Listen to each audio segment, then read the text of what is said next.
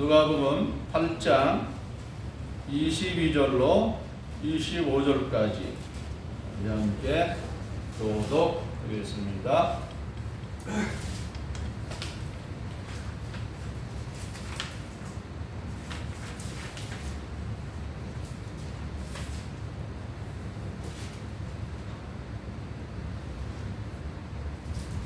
하루는 제자들과 함께 배에 오르사 그들에게 이르시되 호수 저편으로 건너가자 하시매 이에 떠나 행선할 때 예수께서 산에 오셨더니 마침 강물이 호수로 내리시매 배에 우리 바닥에 내려 밑에 앉으라. 제자들이 나와 깨워 이르되 주여 주여 우리가 죽겠나이다 한데 예수께서 잠을 깨사 바람과 물결을 꾸짖으시니 이에 그쳐 잔잔하여 지더라. 제자들에게 이르시되 너희 믿음이 어디 있느냐 하시니 그들이 두려워하고 놀랍게 여겨 서로 말하되 그가 누구이기에 바람과 물을 명하여 순종하는가 하더라. 아멘. 오늘의 말씀의 제목은 풍랑을 잔잔케 하신 예수님이십니다. 여러분은 배를 타보신 적이 있죠? 작은 배도 있고 큰 배도 있는데 저는 작은 배도 타봤고 큰 배, 제주도 가는 큰 배도 타본 경험이 있습니다.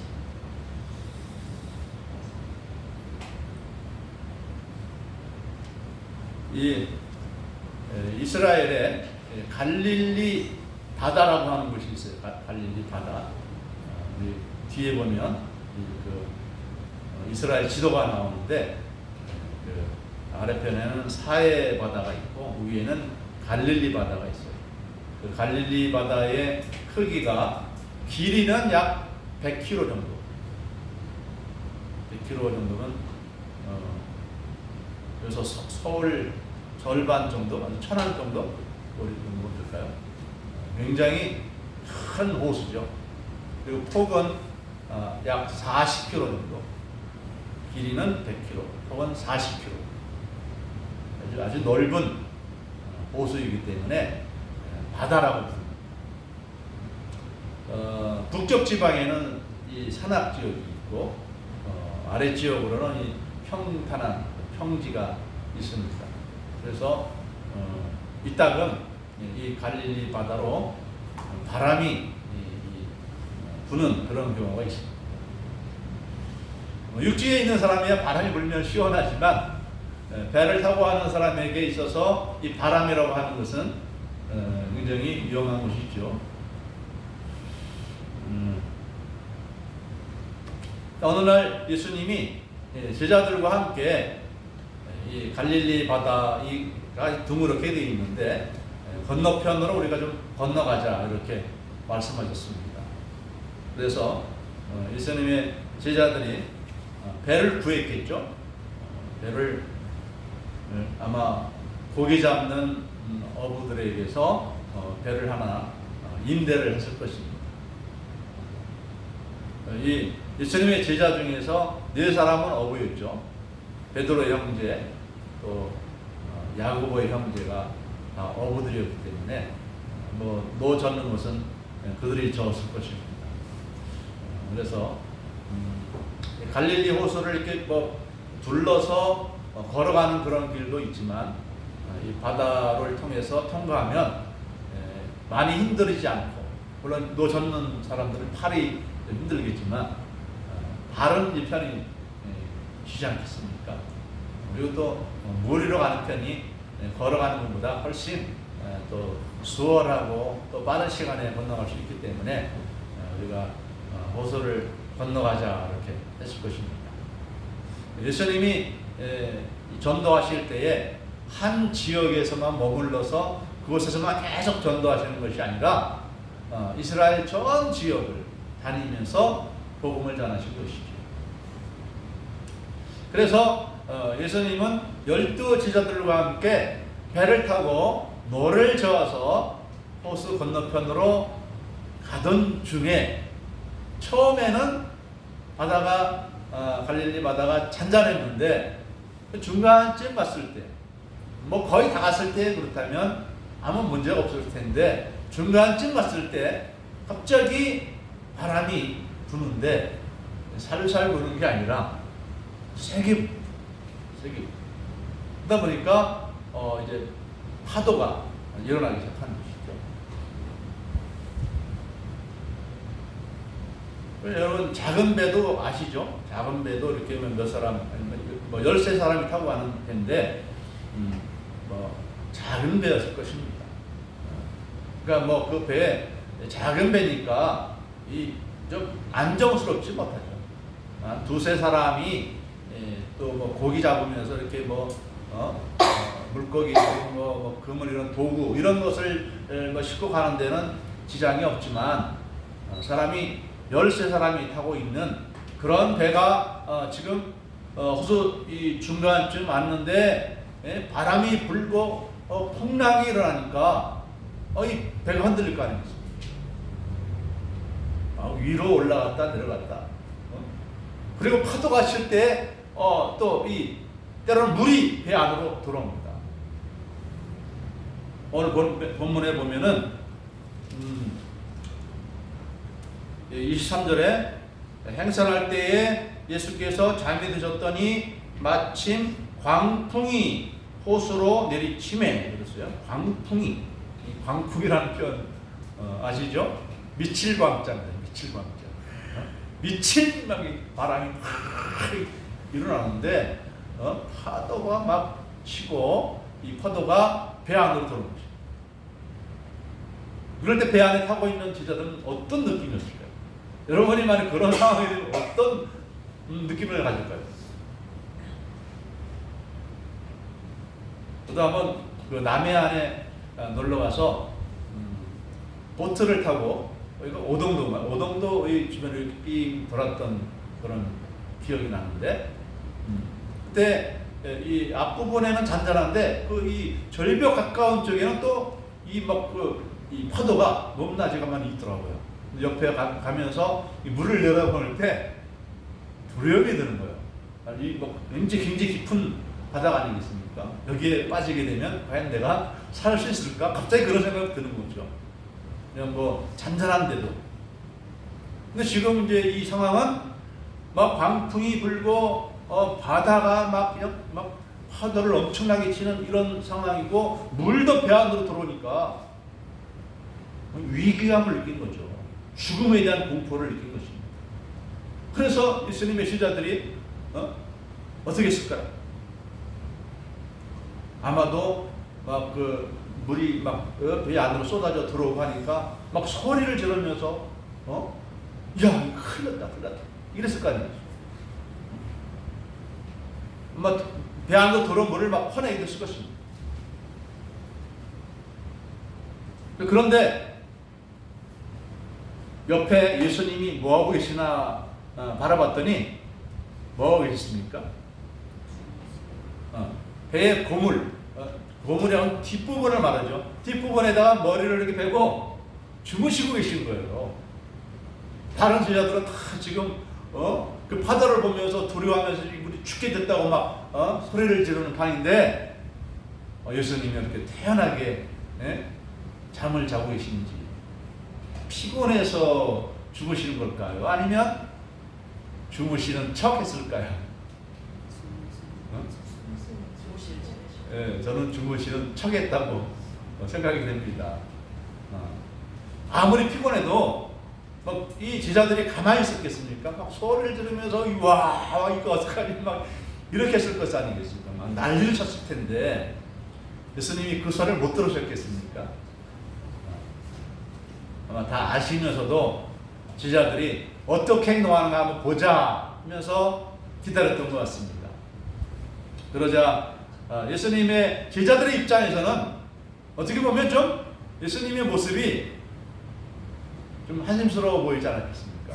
아니 이런 상황에서 어떻게 저렇게 평안히 주무시고 계신가? 그래서 제자들이 예수님을 향해서 소리를 지르면서 말합니다. 주여 주여 우리가 죽겠나이다. 주여 주여 우리가 죽겠나이다. 죽을 지경입니다 우리가. 이런 말이죠. 마가복음에서는 이렇게 됐습니다. 주여 구원하소서 우리가 죽겠나이다. 핸드폰 벨을 완전 꺼줘야 됩니다. 무음으로 해놓은 것이던가 완전 꺼놓으시던가. 그래서 예배 시간에 안 울리게.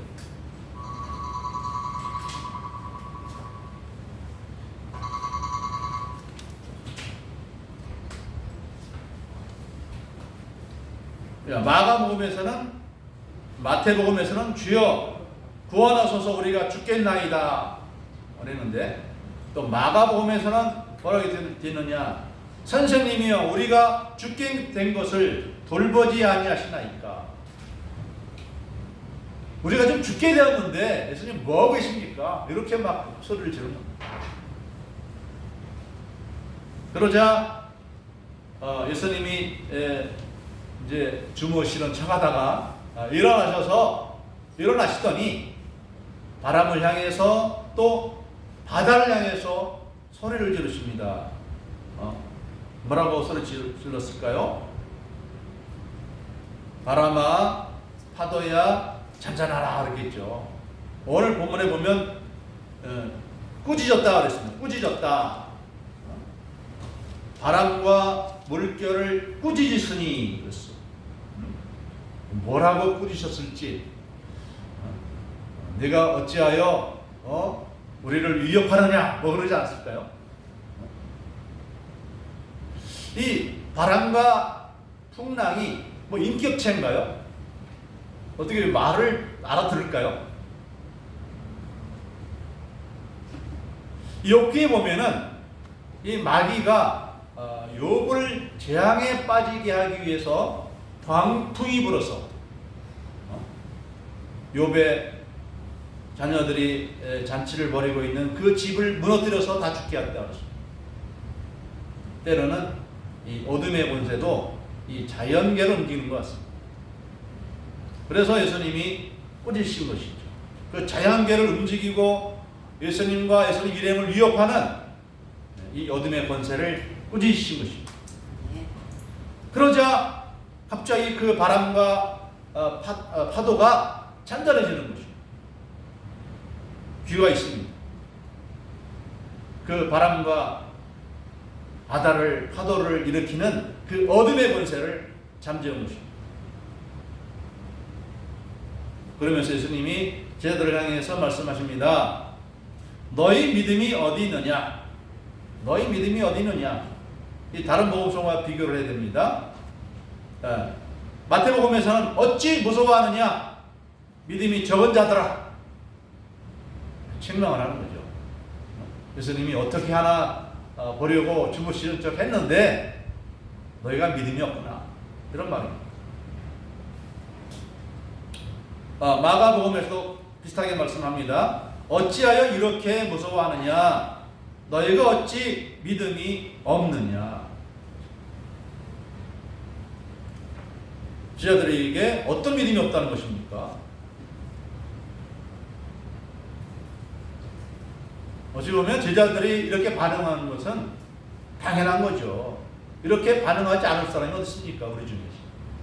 우리들도 이런 상황에 처한다면 어떻게 됩니까 하나님?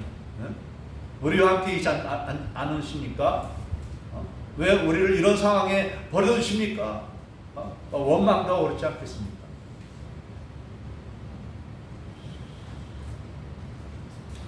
이 믿음은 어떤 믿음을 말할까요?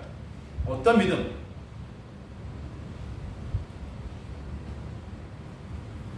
아무튼 이런 말을 들을 때에 제자들이 서로를 바라보면서 말합니다. 그가 누구이기에 바람과 물을 명할 때 순종하는가? 이분이 누구냐? 이상하지 않습니까? 이 세상에 어떤 사람이 바람과 파도를 꾸짖어서 잠잠하게 만듭니까? 그럴 수 있는 사람이 있습니까? 이 세상에? 자연계를 움직일 수 있는 사람이 있어요? 비가 오는데 비 안 오게 하거나 비 안 오는데 비 오게 하거나 바람이 안 부는데 바람 불게 하거나 할 할 수 있는 사람이 있습니까? 태풍을 일으키거나 태풍이 일어나는 것을 잠재울 수 있는 분이 누가 있습니까? 어떤 사람이 있습니까? 이것은 신밖에, 하나님밖에는 할 수 없는 일이죠. 예수님이 제자들에게 너희가 믿음이 없다고 말한 그것이 무엇을 의미하겠습니까? 예수님이 어떤 존재라는 것입니까? 보통 인간이 아니라 하나님이라고 하는 것을 보여주고 있는데 지금까지 많이 보여줬는데, 물론 이 바람과 파도를 꾸짖어 잠잠하게 하신 이것은 처음이지만은 이전에도 예수님이 하나님의 아들이라는 신이라는 그 증거를 많이 나타내 주었잖아요. 대표적인 예가 무엇입니까? 나인성 과부의 아들을 살리신 것, 회당장 야이로의 딸을 살리신 것, 나사로를 살리신 것은 이제 나중에 있었던 일이니까. 그리고 말씀만으로 눈먼 소경을 눈뜨게 하는 거예요. 죽은 사람을 살리고 또 귀신 들린 사람을 귀신을 명해서 고쳐주시고 정상으로 돌아오게 하시고, 이런 게 다 예수님이 신이라고 하는, 하나님이라고 하는 것을 증거해 주는 것이죠. 오늘날에 어떤 사람들은 신약의 이런 이야기를 읽으면 신화라고 말합니다. 신화. 그렇게 신화라고 말하고 가르치고 하는 그러한 교회들도 여러 교회들이 돼요. 자유주의라고, 자유주의. 그 자유주의 교회들은 주로 어떤 일을 많이 하냐면 사회운동을 많이 합니다. 사회운동. 정치 일선에 나서서 막 데모도 하고 막 이럽니다. 그러니까 우리 일반적인 교회와 일반적인 목회자와는 완전히 다르죠. 이걸 구별을 해야 됩니다, 여러분들이. 이따가 목회자들이라고 해서 시국 선언을 하고 하는 그런 경우가 있는데, 그 사람들은 이 순수한 복음을 믿는 사람들이 아니라 성경을 신화로 알고 오직 가난하고 어려운 사람들 편에서 일하는 것이, 그것이 정의라고 생각하는 거예요. 그렇습니까? 정의는 항상 가난한 자들 편입니까? 성경은 가난한 자라고 해서 두둔하지 말라. 가난해도 정당하게 살아야 되고 부한 자도 정당하게 살아야 되고, 하나님은 부한 자의 편도 아니고 가난한 자의 편도 아니죠. 공평하신 하나님이죠.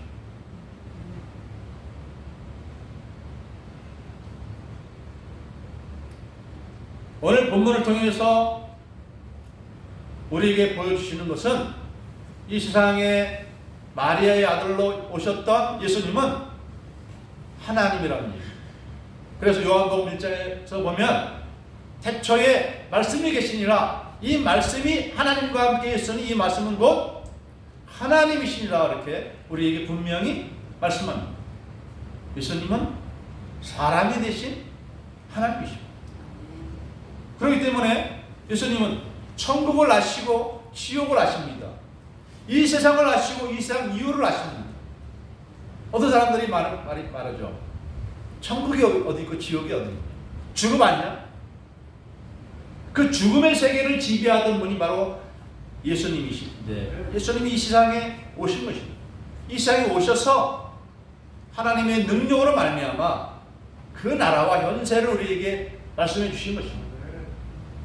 오늘날 수많은 종교가 있지만 죽음 이유에 대해서 제대로 알려주는 종교는 아무것도 없습니다. 오직 기독교만 죽음 이전과 죽음 이후를 우리에게 알려주고 있습니다. 창조의 이 원리를 우리에게 말씀해 주시고 이 세상 만물을 주관하신 분이 누구인지를 우리에게 알려주시는 것이죠. 오늘날 과학자들은 이 세계가 저절로 만들어졌다고. 저절로. 여러분, 우리 이 지구가 하루 24시간, 1년 365일 저절로 굴러가는 것 같습니까? 이 세상에 저절로 굴러가는 차가 있어요? 어떤 물체가 저절로 움직여집니까? 돌멩이 하나가 저절로 움직여집니까? 돌멩이 하나 굴러갈 때는 누군가 이 돌멩이를 굴리거나 뭐 이 힘을 가한 이 과학적 원리가 있잖아요. 이 지구가 태양 둘레를 정확하게 1년 360일 돌고, 물론 몇 시간 뭐 몇 분 차이가 있지만은 또 하루 20시간이 이게 자전이 되고, 이 정확하게 이루어지는 이런 움직임과 또 우리 이 땅에 살고 있는 수많은 생명체들과 생명체들의 그 구조들이 얼마나 복잡합니까? 꽃 한 송이도 얼마나 아름답게 만들어진 꽃 한 송이도 얼마나 과학적입니다. 치밀하게 누군가가 설계해서 만들어진 것이지 저절로 된 것은 아무것도 없습니다. 그 세계와 그 진리를 우리 예수님께서 이 땅에 오셔서 우리에게 알려주신 것입니다. 참된 생명의 진리 우리에게 알려주신 것입니다.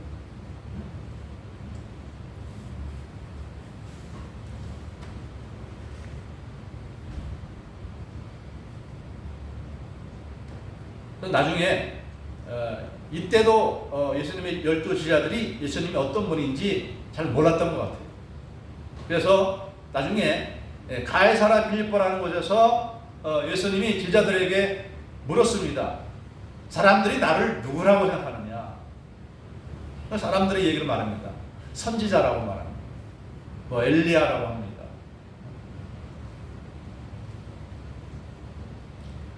예수님이 다시 물었어요. 그러면 너희들에게 내가 묻는다.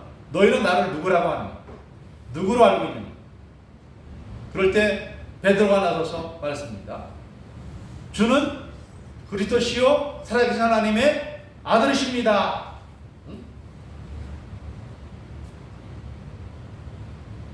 예수님이 만약에 하나님의 아들이 아니었다면 겸손하게 말했겠죠. 나는 하나님 아들은 아니다. 선지자다 이렇게 말했겠죠.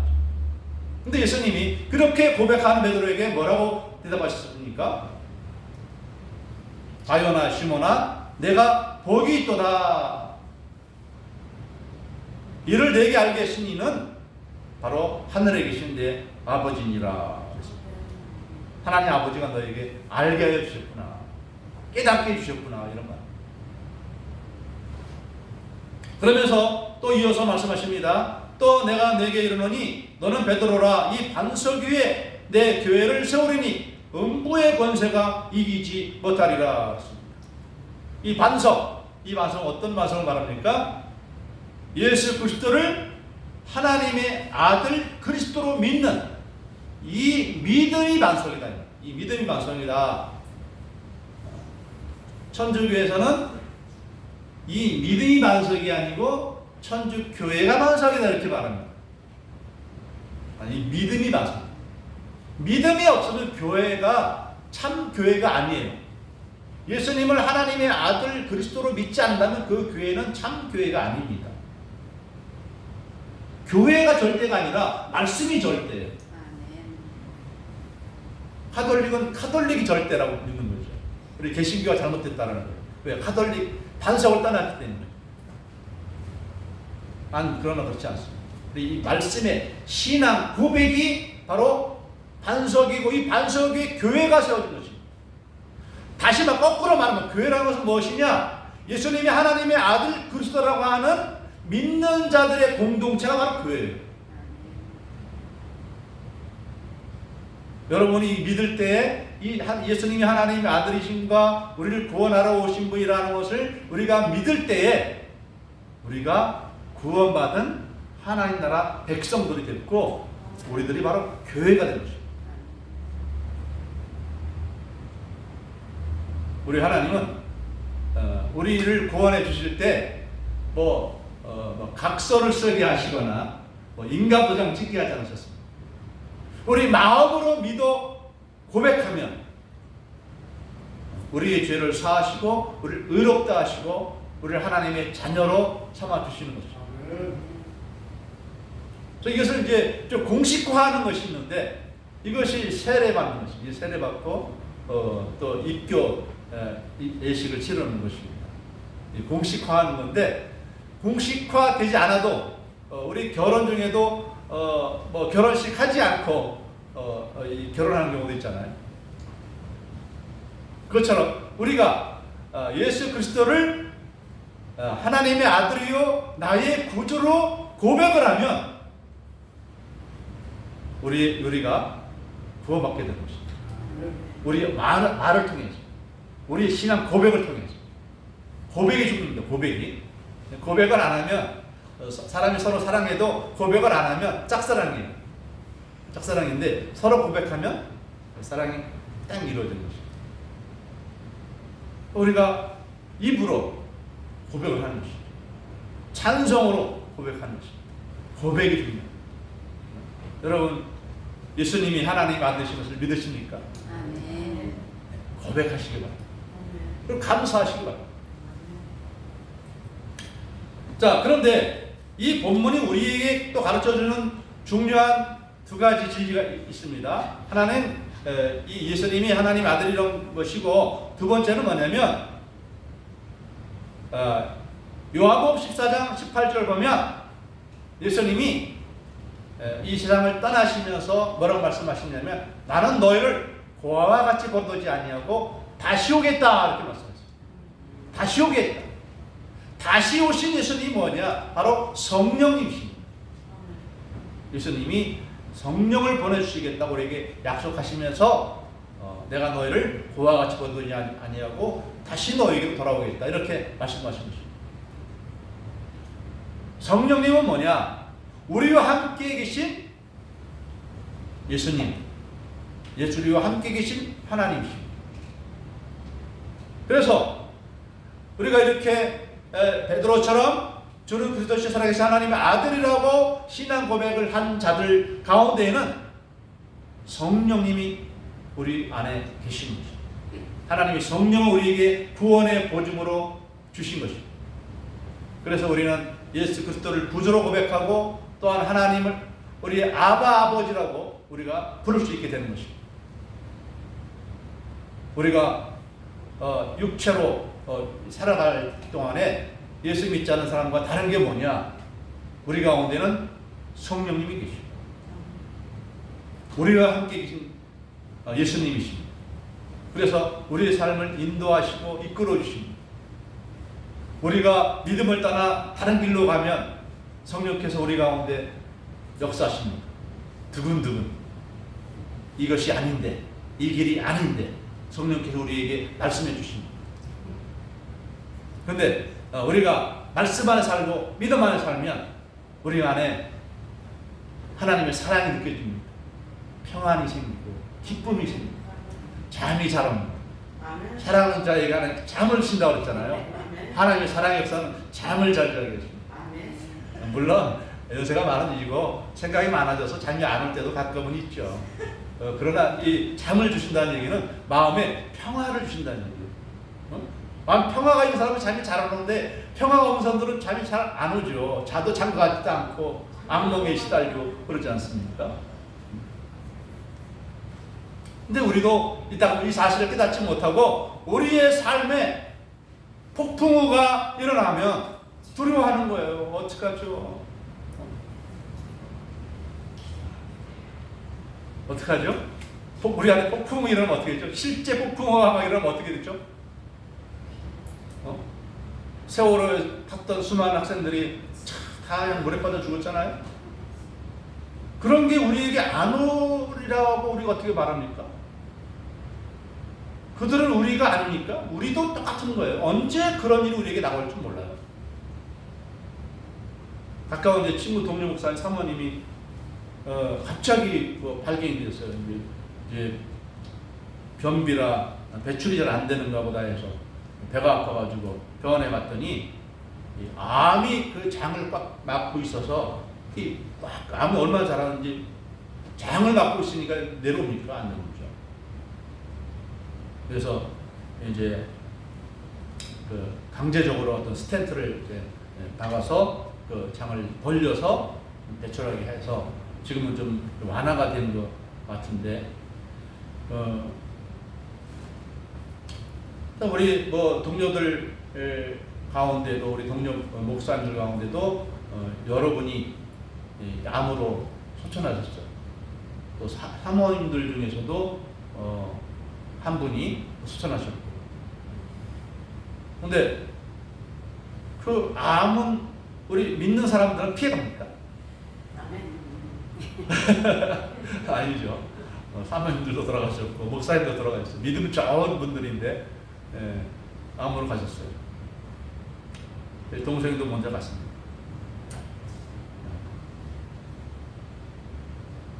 그러나 우리는 소망이 있습니다. 예수님은 죽음 건너편에서 오신 분입니다.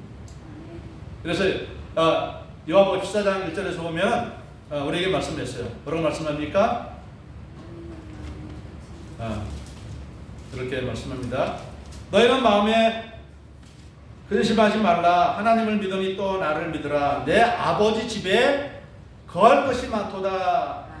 그렇지 않으면 너희에게 일렀으리라. 내가 너희를 위하여 거처를 예비하러 가노니 가서 너희를 위하여 거처를 예비하면 내가 다시 와서 너희를 내게로 영접하여 나 있는 곳에 너희도 있게 하리라. 예수님 부활하신 다음에 어디로 가셨죠? 하늘나라로 가신 거예요. 거기로 우리 인도하신다는 거예요. 그러면 우리는 죽음이 와도 그냥 담담하게 맞이하시기 바랍니다. 호들갑 떨지 말고, 나 죽는데 어떡하냐 막 두려워하지 말고. 어떤 분들은 가만히 있어도 이제 죽을 때가 오는데 먼저 가겠다고 하시는 분들도 있어요.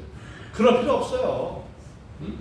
때가 되면 가고 싶지 않아도 다 데리고 갑니다. 그런데 데리고 갔을 때가 됐을 때에도 두려워하지 말고 빨리 안 데려간다고 안달을 내셔도 필요 없고 우리는 담담히 우리의 죽음을 맞이할 것입니다. 그런데 죽음을 두려워하지 않는 사람이 세상에서 가장 강한 사람입니까? 아무리 우리의 등치가 마동석 같고 힘이 세도 죽음 앞에 사람들은 다 두려워하잖아요. 근데 우리 예수 믿는 사람들은 죽음을 두려워하지 말아요.